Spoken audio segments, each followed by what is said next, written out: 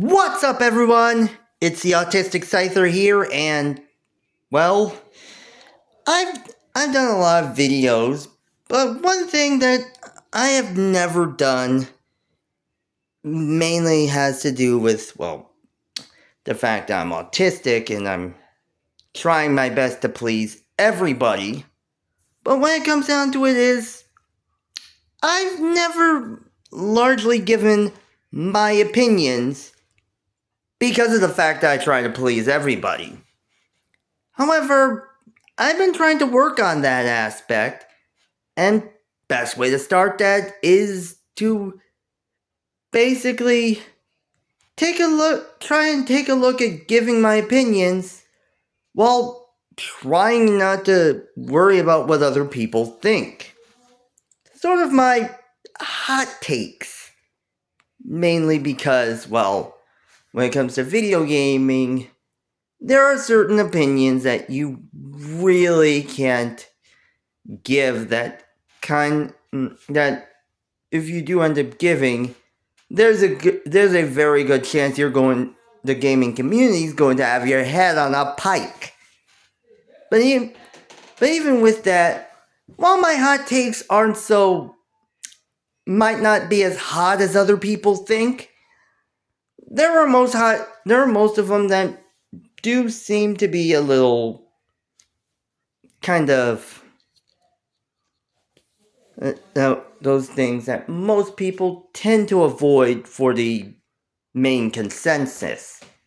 And even with that, I have my own I have a few that might be considered as such. So, that being said, it's time to take a look at every one of my gaming hot takes. Now, in this case, this isn't a countdown because they're not in any particular order, but I have a few hot takes that really do tend to be, that I tend not to mention more often than not. So, yeah. Without further ado, let's get started. And basically, let's get started with something that in all recent efforts, I would consider has been kind of, I guess a little controversial in recent aspects. Pokemon. Mainly because, as with the most recent generations, being generations 8 and 9, the Pokemon franchise has somewhat been a little contentious with people basically kind of either hating the franchise or more or less saying that the franchise is that Game Freak is ruining the franchise with more recent entries, mostly out of quote unquote, and many of them are saying it because they truly love the franchise, which at this point I don't really get. But when you consider this is one of my autistic special interests, yeah, I can see where they're coming from. However, the real fact of the matter is, this leads into my first hot takes. I really like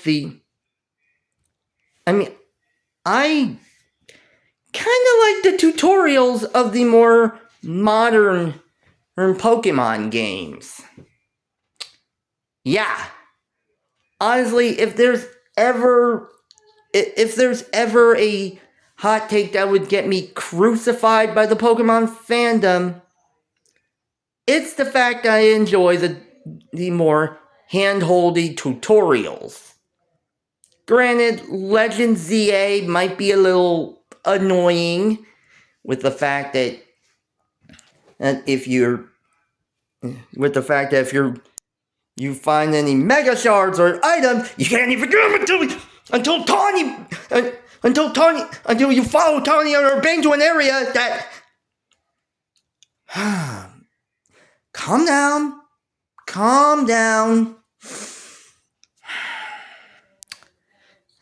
Okay.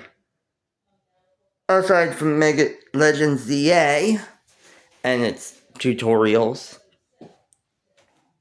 the main tutorials from the main series games, being Gen 7, 8, and 9, I actually really like because, honestly, as someone who's played through the games more than once, it kind of makes it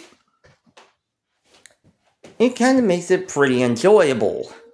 But then again, even with that, it takes me. I will play through specific games, but after some time, I will return to it. And it's kind of nice to have that bit of refresher when you think about it. Even though, yes, I have been catching Pokemon ever since Generation 1, so I don't really need the tutorial to catch a Pokemon. But it's nice to essentially be offered it. Something that they've been good at sort of, well, skipping in the most recent generations. As in Generation 8, you basically have a chance to capture a Pokemon on that very first route. And if you've at least captured at least one or two Pokemon on there, then honestly, Leon basically is able to notice, okay, you've captured a Pokemon, so you don't need my help. I'll just give you Pokeballs. Have at you. And then in Generation 9, while it's a tutorial, and while it is a catching tutorial, basically you can just knock out the Lechonk. Okay, Nemona just basically treats it like it's no big deal. And that being said, even with the tutorials from Generation 9, I kind of enjoy it because they introduced the characters in quite an interesting way. From basically coming across either Koraidon or Miraidon being harassed by a pack of Houndour, and then eventually coming across the same pack of Houndour led by an overpowered Houndoom, which, again, I am so glad they had Houndour as an early game encounter. Seriously, wish they did that with more entries, but beggars can't be choosers.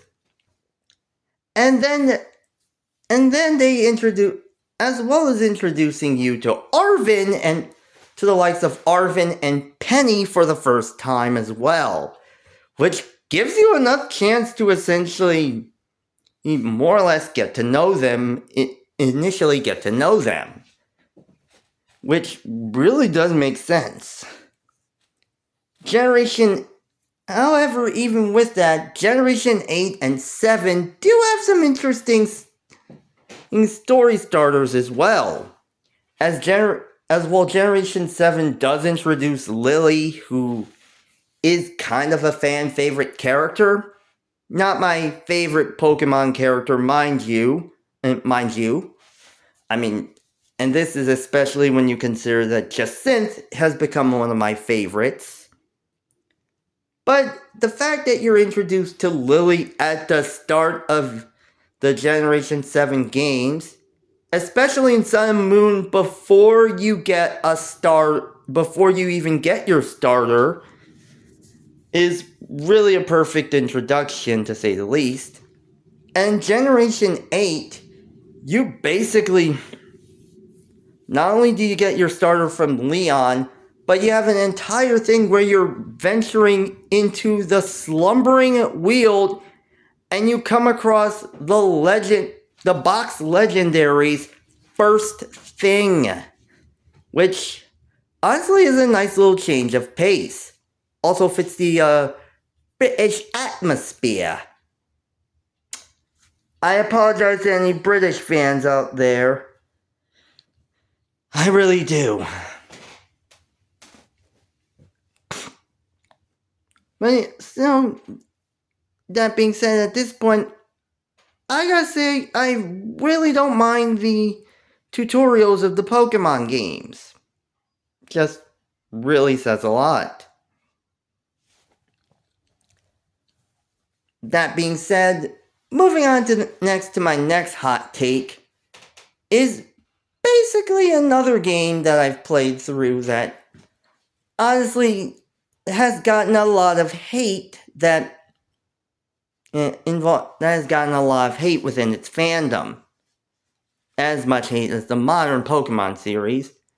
That, of course, being Paper Mario Sticker Star.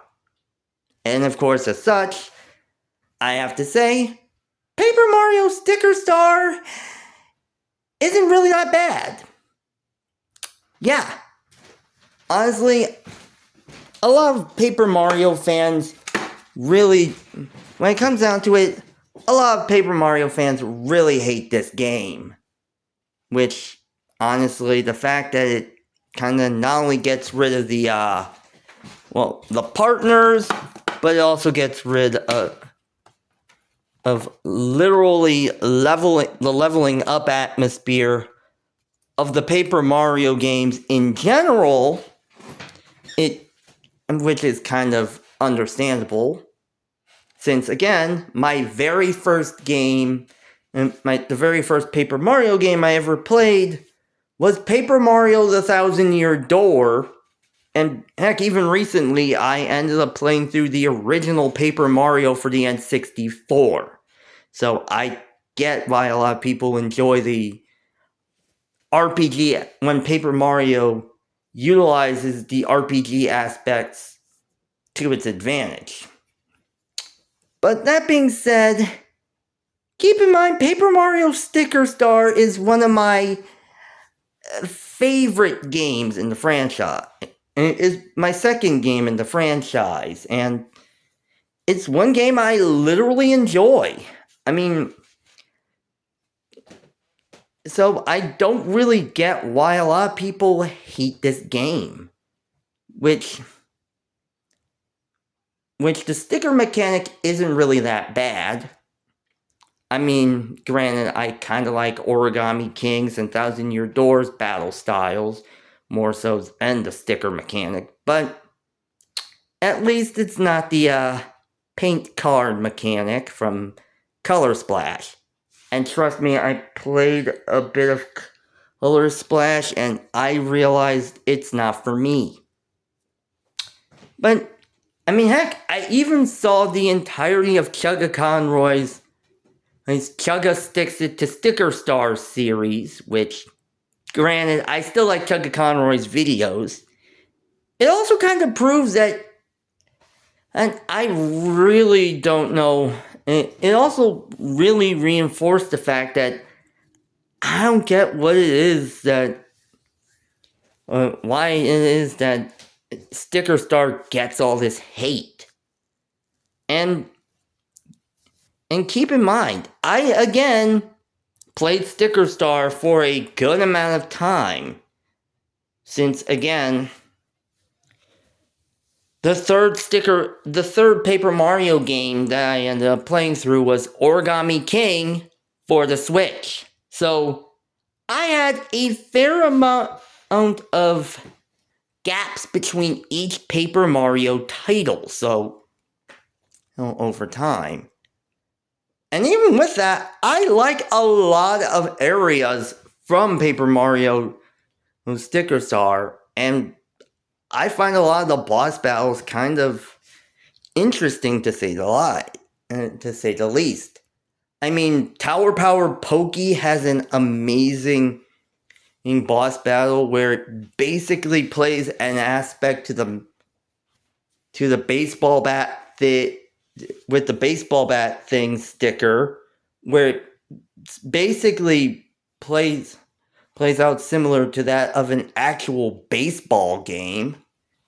The Enigma Mansion is one of the best haunted areas in Paper Mario, besides the Haunted Boo Forest from the original Paper Mario, and maybe the creepy steeple from Thousand Year Door.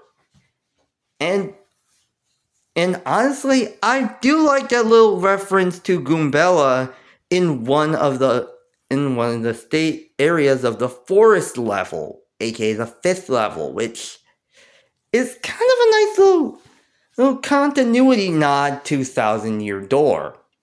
Again, keep in mind, Thousand Year Door was my first game, so basically seeing that reference to Goombella just made me smile, just to say the least. And it kind of starts the trend of adding in Birdo, at least at some point in a Paper Mario title, as he, again, don't know the gender for Birdo is kind of hard, since again, since again, Birdo has been known by both genders. But they've been mentioned in the likes of Sticker Star or Color Splash, just bringing in a thing, as well as an area of Origami King, as a kind of a precursor to the boss battle against Rubber Band, which really does say a lot. But that being said, even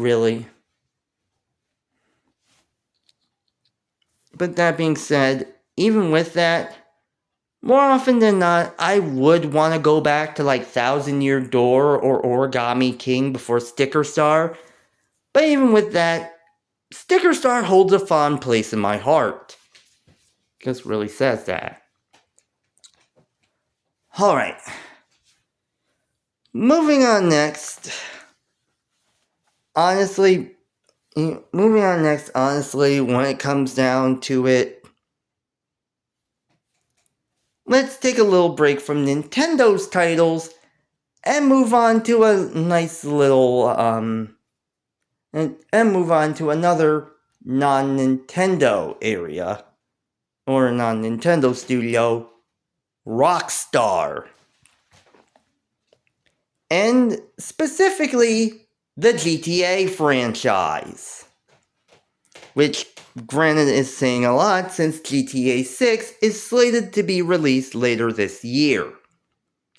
However, I kind of have to say it.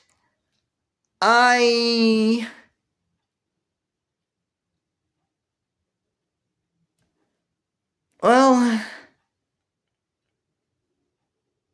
let's just be real. I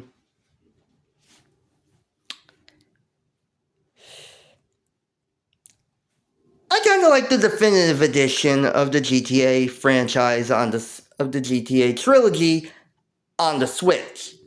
There, I said it. And it's not for nothing, but when it comes down to it, I started playing GTA on my PS3, of which I still have to this day. Although I need a new one since it's kind of hard to play through a PlayStation game without it going a little wonky. And even with that being said,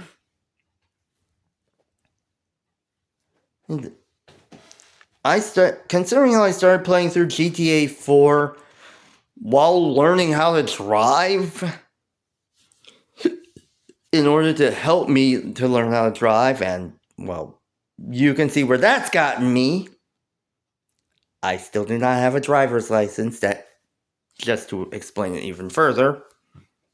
But even with that, I kind of have wanted to play the other GTA games in the series, because it led me to play through GTA 5 more than once. And then even with that, I tried to get the GTA trilogy for the PS3. Only to miss my chance either way. So eventually, when it was revealed to be released on the Switch, I decided, you know what? I'm gonna pick it up. And before I did so, I eventually got, well, I saw some videos about people more or less hating on the art style of the definitive editions, on the definitive edition on the Switch. And honestly, out of the definitive edition, well, the only one I've played was Vice City. I actually like the designs of the characters from Vice City, and honestly, I want to play through these things even, and in fact, I kind of like the designs overall. Granted, I have yet to play through all of them. One of the games I'm planning to play through is the definitive edition of San Andreas, of GTA San Andreas, since the first ever game I played, even with the fact that I've played through San Andreas on my phone. So possibly, maybe I might have one where I kind of prefer the actual edition to the definitive edition.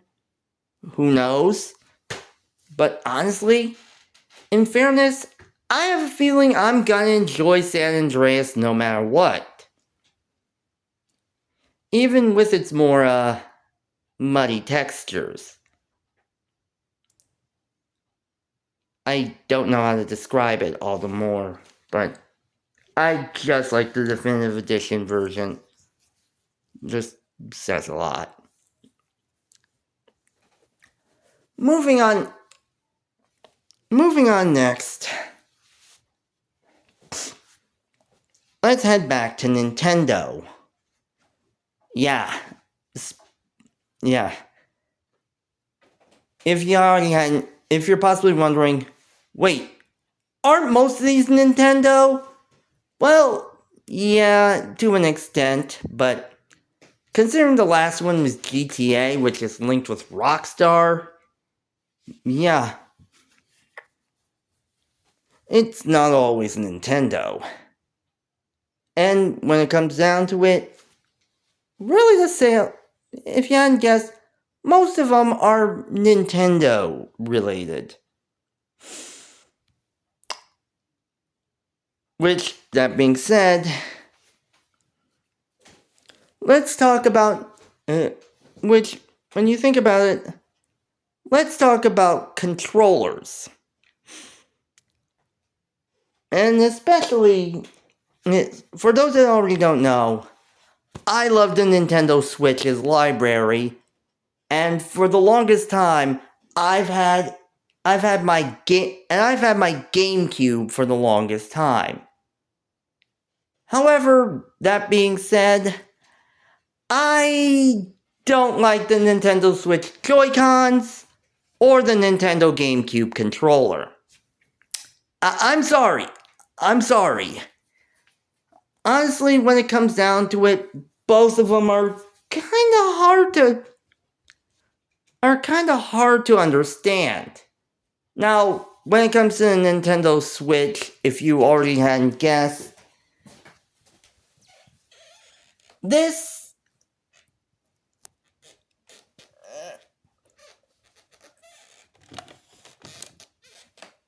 considering the Switch icons, which this is my best aspect of showing,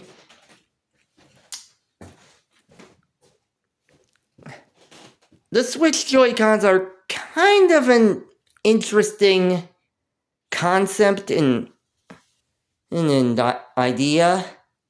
But the fact that I play my Nintendo Switch in handheld mode, well, it's kind of proof that I kind of prefer the Nintendo handhelds. Hence why I like things like the DS, the 3DS, the Game Boy, and the GBA, and the Game Boy Advance games. But that being, however, the Switch ones are kind of confusing to say the least. Since they're kind of, well, more or less fitting for the docked mode, for docked play, involving the Nintendo Switch, it's kind of fitting for that. However, in terms of handheld play, you're just left with awkward buttons that just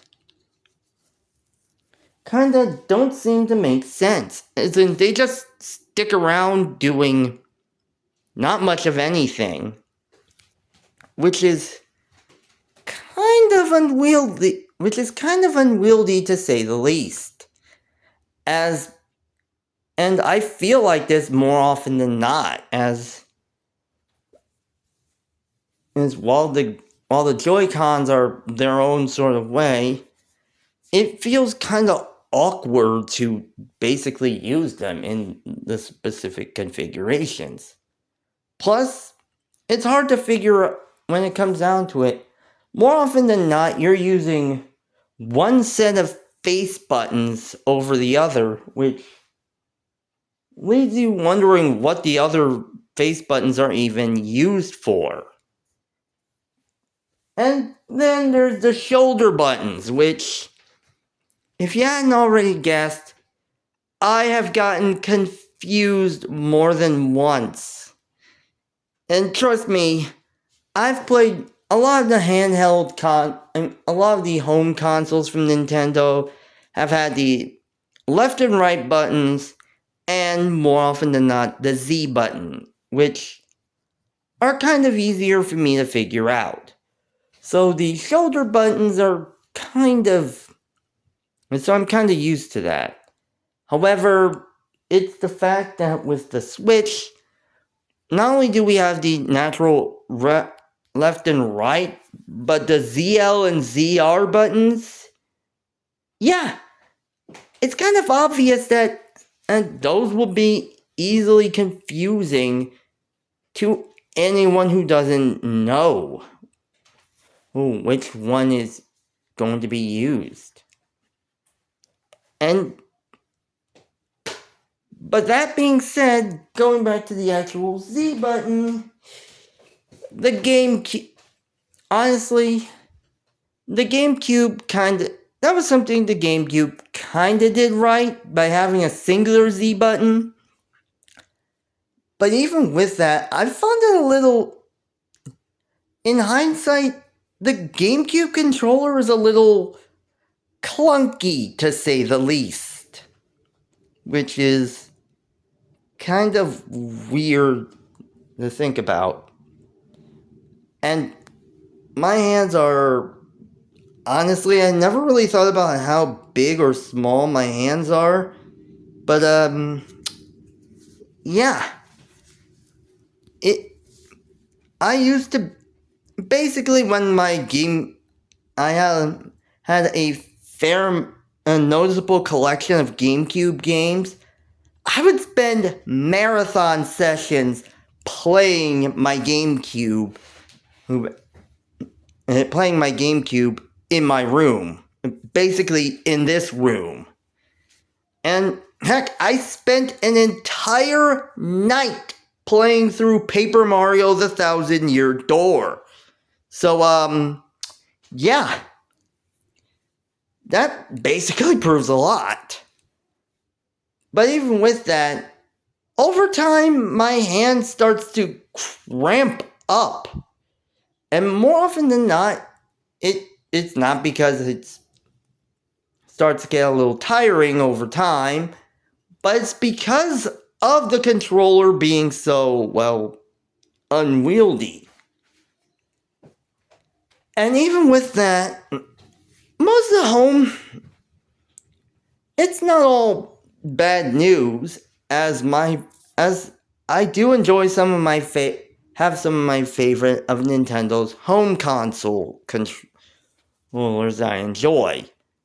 Specifically, the N64 controller, for as unwieldy and confusing it can be, and the Wiimote, which is still fun to say the least, even now to this day. And honestly, if I had to say my my favorite controller, has to be the PS3 control. Has to be the controller for the PS3. Yeah.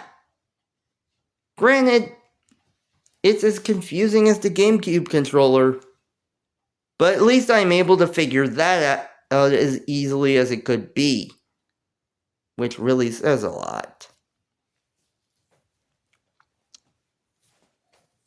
Alright.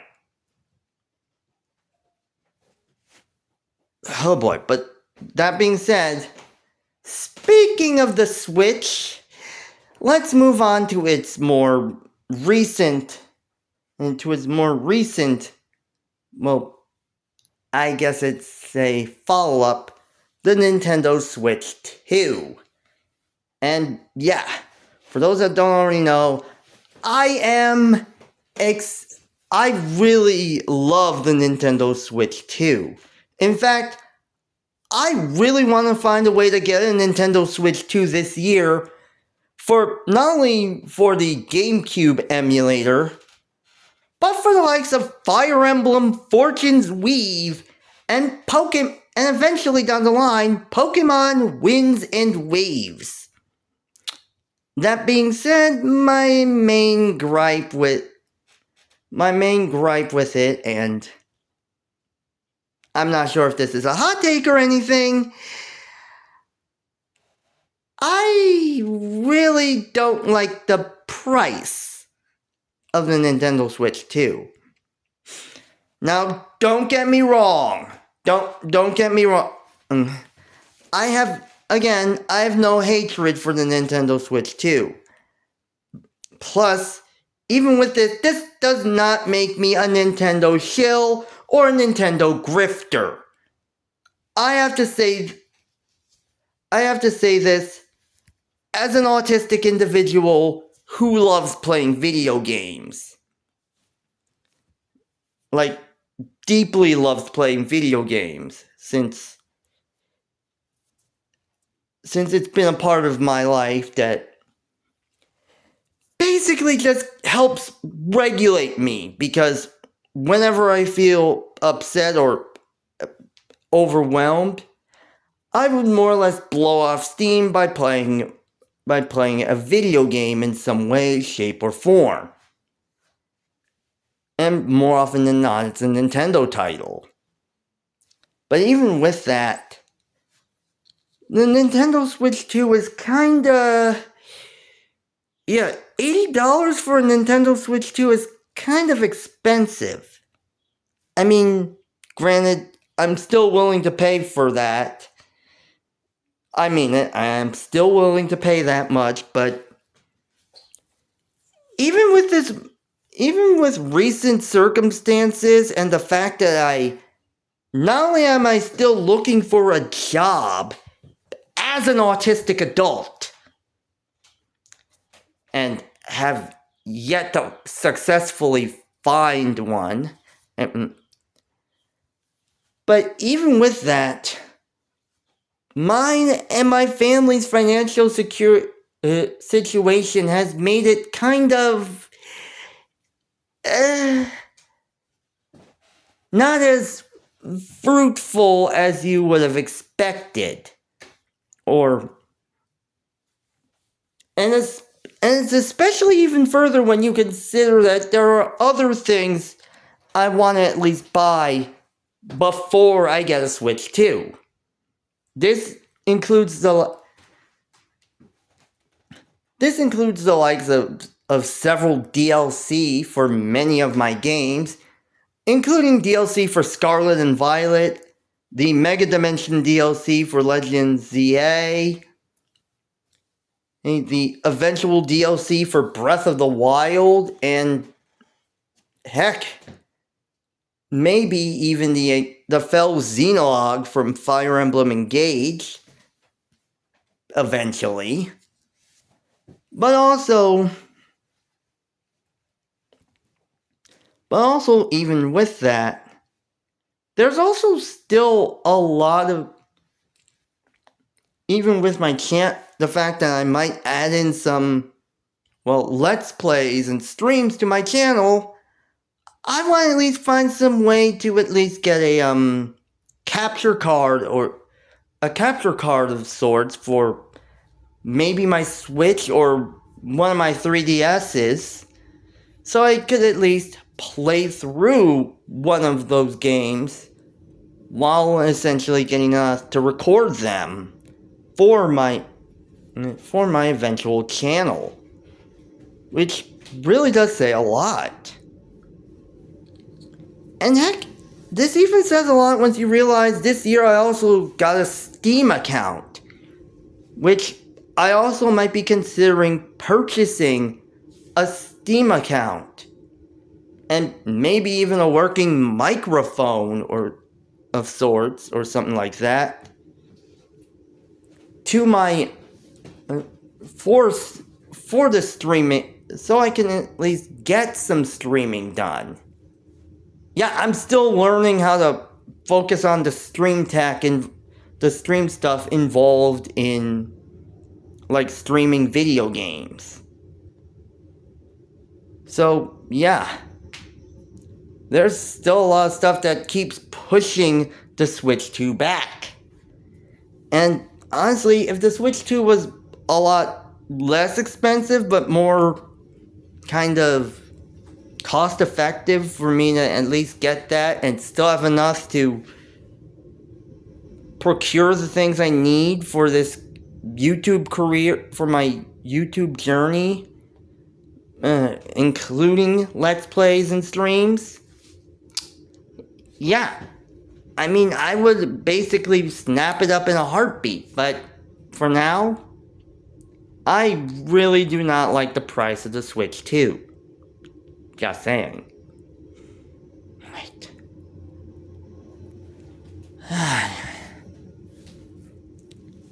Going back to games as a whole. And yeah, I know this is going to get me a lot of flack here, but The Last of Us. Oh man. If there's ever a controversy that I was around for, it was the entire controversy involving the Last of Us games. Both Last of Us games, to say the least. As basically I was around when a lot of everyone hated Joel for basically just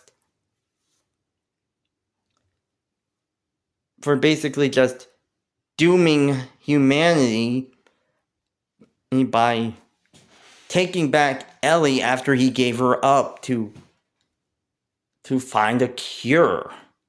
And then I was around later on with The Last of Us, when The Last of Us Part 2 came out, and it gave us a controversy when Abby ended up killing Joel as revenge for him killing her father.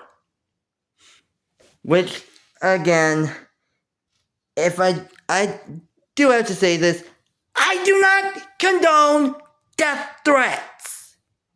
Seriously, do not send death threats to anyone. I don't care how upset you feel. I don't care how much you like a certain character and you feel slighted when something happens to them courtesy of another character. Death threats are never the answer. But even with that, I do not think neither Joel or Abby are terrible people. Yeah. I'm not sure if anyone would consider this to be considered a hot take, so to speak. But in all fairness, come on. I don't consider either of them to be a terrible person, which really says a lot. And hot takes really do say it. It really does say a lot. And in fairness, it really says something that kind of makes it much more easier. Hot takes are kind of odd, to say the least. And I know a lot of people have kind of gone back and forth on the whole hating Joel to tolerating Joel to hating Abby to tolerating Abby, to the point that this may not be a hot take now. But in fairness, neither of them are bad people. I mean, Joel may have started as a surly, grouchy dude who basically didn't see eye to eye with Ellie.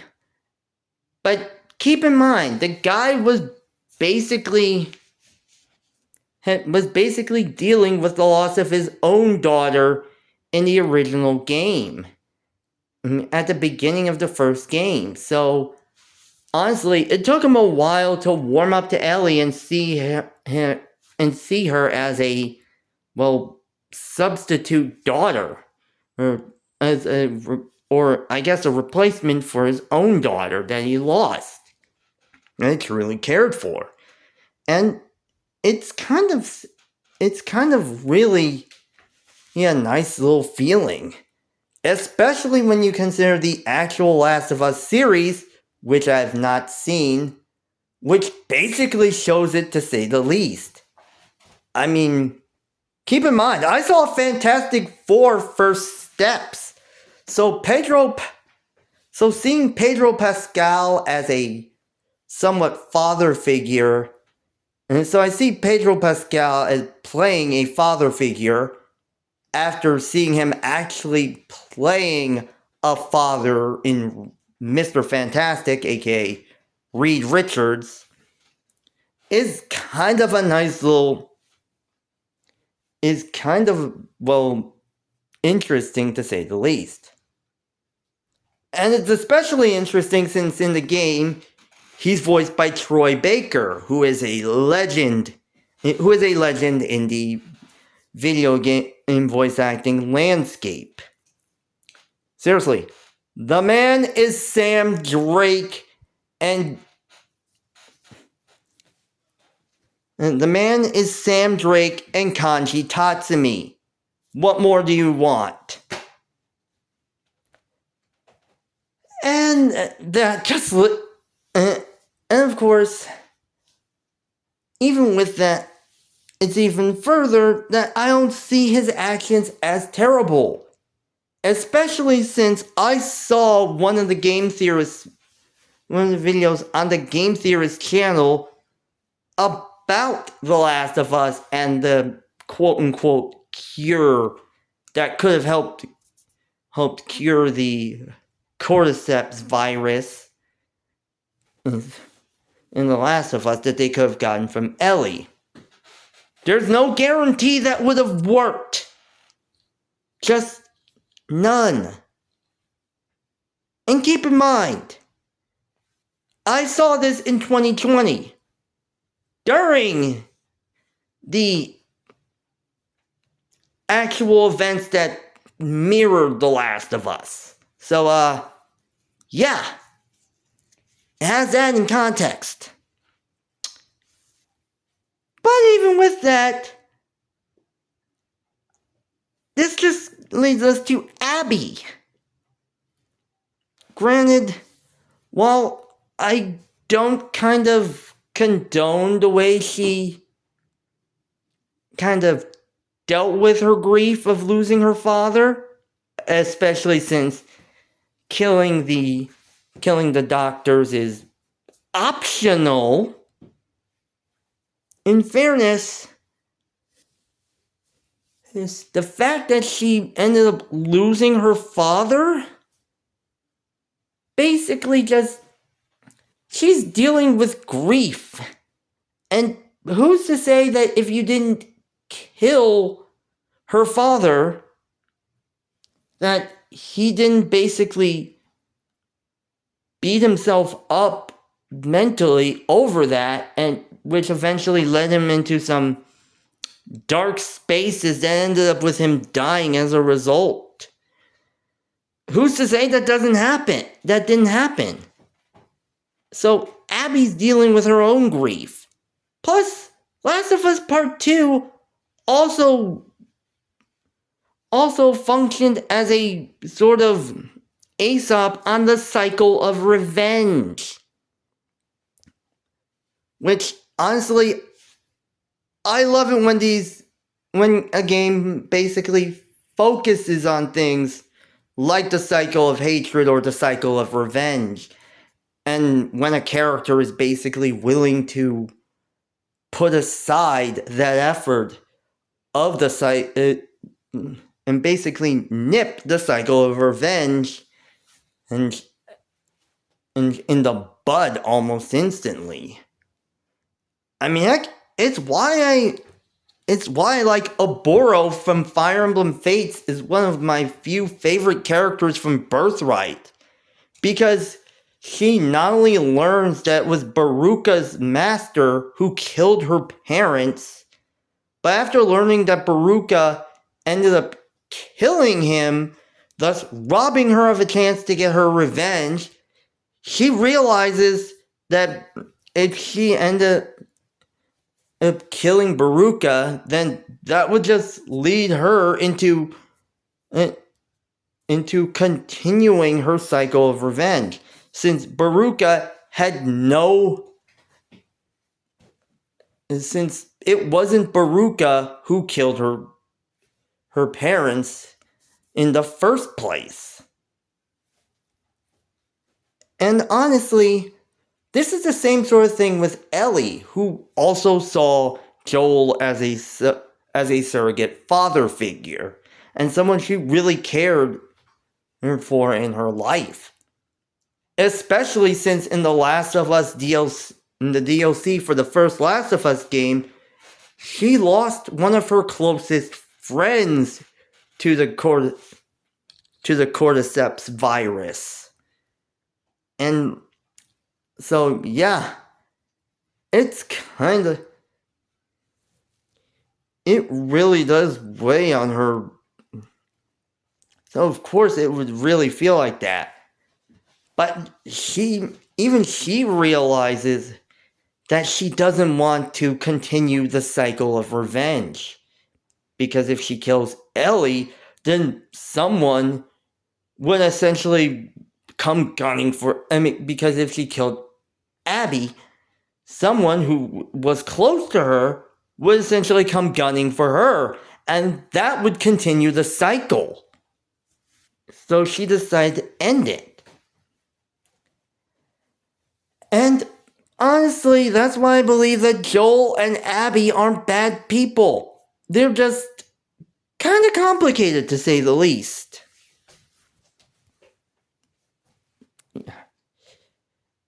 Speaking of complicated, and, well, Fire Emblem to an extent, this leads me into another hot take. I don't really get the hatred for Fire Emblem Engage's story. Yeah, honestly, when it comes down to it, it's kind of obvious that I like Fire Emblem a lot. Again, Pokemon and Fire Emblem are two of my biggest autistic special interests. But, there are a lot... I do like a lot of the Fire Emblem titles. In fact, if you hadn't already guessed, one of my favorites is Fire Emblem Fates. And even with that, I've played through the only other one that I've played as much as Fates was Fire Emblem Three Houses, which I played through 10 times. Yeah. Talk about not having a life. But even with that, I was pretty excited when Fire Emblem Engage was announced for the Switch. And to the point that I decided I was gonna get it no matter what. Granted, I got it after it was released, but even with that, as much as I did, I enjoyed Fire Emblem Engage for what it is. However, honestly, I don't get the hatred for everyone and why everyone hates its story so much. Granted, I've played through Fire Emblem Fates, which has also been lambasted for its story, but more often than not, Engage really has kind of an interesting story aspect, as it takes a look at things that we never really figured out. Especially once you realize, and this is a spoiler alert for later on in the game, that the main character, Alear, is the child of the big bad himself, Lord Sombron. Yeah, basically, you're playing as a child of the main villain of the game. Which, again, you don't really see that all that much in terms of video games. Especially RPGs. I mean, the closest you come to it is Final Fantasy IV, where it's revealed that Cecil is basically the son of the big bad of Final Fantasy IV, Golbez. Or at least the brother. We don't know. And even so, the only other one that has that is Pokemon Coliseum, which allows you to play as Wes, who is a former member of Team Snag'em. So basically, this one was kind of the most notable one. And it's the fact that they believe that they're the child of Lumera, the Divine Dragon, only to realize that they're the child of Sombron. And honestly, I really like a lot of the characters. In fact, many characters from Engage I like as some of my favorites. Like, from characters like Alfred or Celine, Alcryst, Tamara, Ivy, Hortensia. Yeah, I even like Hortensia, as annoying as she is. To some of the retainers like Chloe, Etier, Boucheron, Yunaka, like Chloe, Etier, Boucheron, Lapis,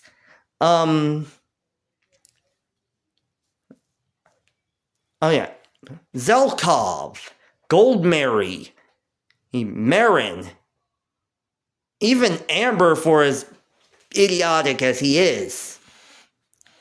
And heck, even some of the side characters like the younger version of Anna in Fire Emblem Engage, and even Yunaka, who I get why she is a fan favorite thief.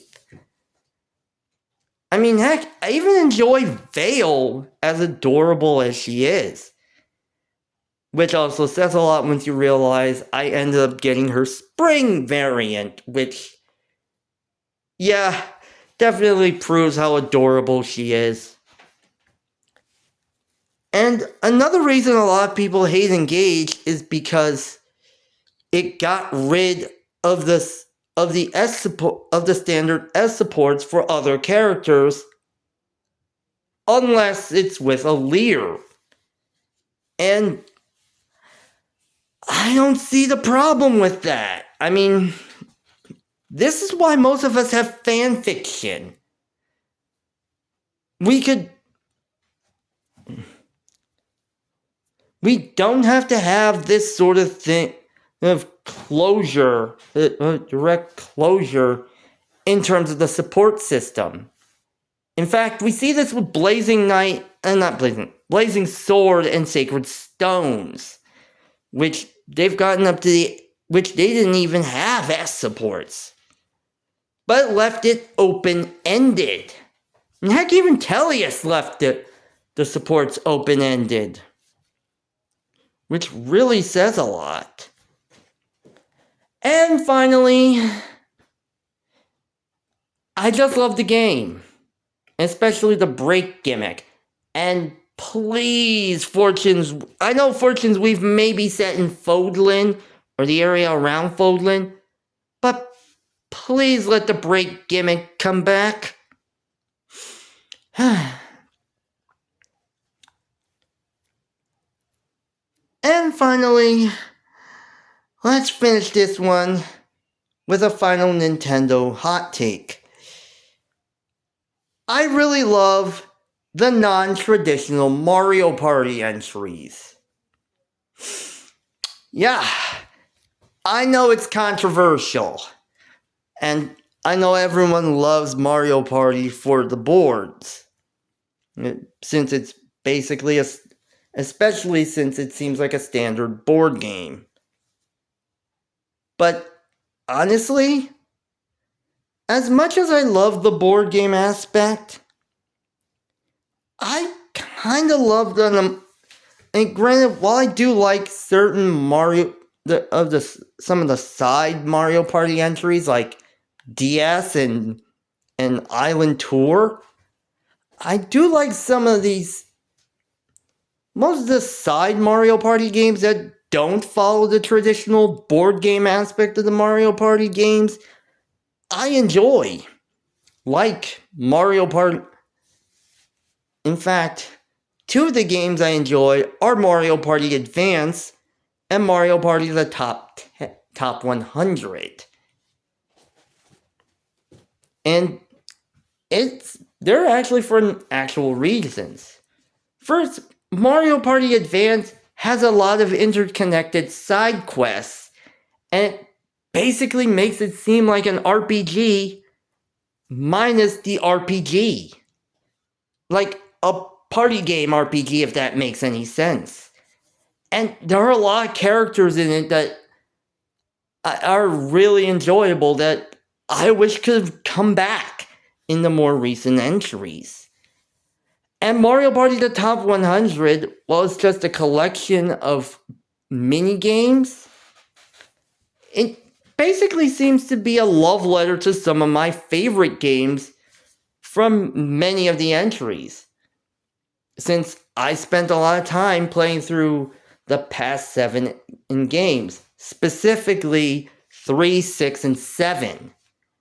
And heck, it introduced me to some of the minigames from 8, 9, and 10. And even with that, the fact that 9 and 10 basically have the car aspect, I think it's a nice little shake up in how the game is, as it basically has you work together to get through the entire board, with many different mini bosses and final bosses is involved in it that you normally think of for an RPG dungeon or a Mario platformer. And while I do like the fact that we got back to the traditional board game aspect of Mario Party with the recent entries, I wish we could essentially go back, we could revisit and maybe fine-tune these gimmicks up in a later entry. That's just my feeling. Right. Those are my gaming hot takes. Granted, I really more or less kinda didn't know whether to make this a thing or not, since, again, I really want everyone to like me, but I don't want this sort of thing to cause anyone to hate me. But I'm trying to come to grips that not everyone's gonna like me at first glance. So, I'm trying to more or less. So basically, this is my It's baby steps. Let's just be real. Baby steps. That being said, for those that don't know, like, comment, subscribe, and join my Patreon if you want to at patreon.com/theautistic You don't have to pay for a tier. You can just join the free tier. I don't know how many times I'm going to have to say it. Or say this. I don't want anyone to basically ruin their financial statuses by feeling like they have to support me with paid Patreon tiers. Those paid Patreon tiers are there if you want to, if you have the means to. Other than that, you can just join the free tier. That's all I'm saying. And with that being said, see you next time. Or next week. As we move on to the Mario Kart franchise, and we take a look at the possible DLC that would come from Mario Kart World, if Nintendo decides to make it. See you then.